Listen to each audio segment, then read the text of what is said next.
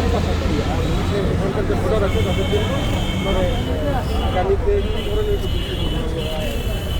দেখেন আপনার তো 22 তারিখের পরের থেকে ব্যাপক সারা পড়ছে, যেখানে যাচ্ছি নানা পেশার নানা বয়সের ভোটারদের ব্যাপক সারা এবং তাদের আগ্রহ উচ্ছ্বাস স্বতঃস্ফূর্তভাবে তারা কাজ করছে এবং তাদের আবেগ উচ্ছ্বাস দেখে মনে হচ্ছে যে তারা শেষে ভোট দেওয়ার জন্য প্রস্তুতি নিচ্ছে। আর একটা হচ্ছে আসলে তো অনেক রকম সমস্যা আছে। এক নম্বর সমস্যা হলো মাদকের জন্য আমি নানা রকম পরিকল্পনা করে যাচ্ছি যে মাদকের ব্যবসা সেখান থেকে আমাদের নির্মূল করতে হবে এবং মাদকের ব্যবসা আমি যানজট নিয়ে কথা বলেছি, আমি ছিনতাইকারীদের বিরুদ্ধে কথা বলেছি, আমি চাঁদাবাজদের বিরুদ্ধে কথা বলেছি, গার্মেন্টস নারী কর্মীদের নিরাপত্তার ব্যাপারে কথা বলেছি।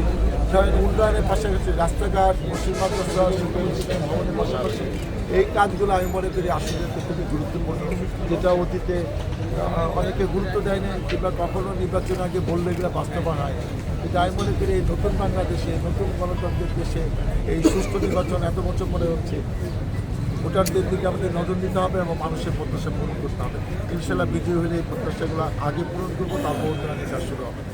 চ্যালেঞ্জেস এই চ্যালেঞ্জ হচ্ছে ভোটারদেরকে ম্যানেজ করে তাদেরকে কনভিন্স করা, তাদেরকে আশ্বস্ত করা, তাদেরকে প্রতিশ্রুতি দেওয়া, এটি একটা বিরাট চ্যালেঞ্জ। এবং একটা 4-5 দিন ছুটি হওয়াতে গার্মেন্টস বেস, এখানে অনেকে ছুটিতে বাড়িতে চলে যাবে কিনা সেটা নিয়েও আমরা ভয় পাচ্ছি। তাদের বুঝিয়ে শুনে রেখে যদি বেশি ভোট কাজ করা যায় তাহলে হয়তো আমাদের ধানের শীর্ষের পক্ষে পাল্লাটা ভারী হবে, সেই চেষ্টা করছি।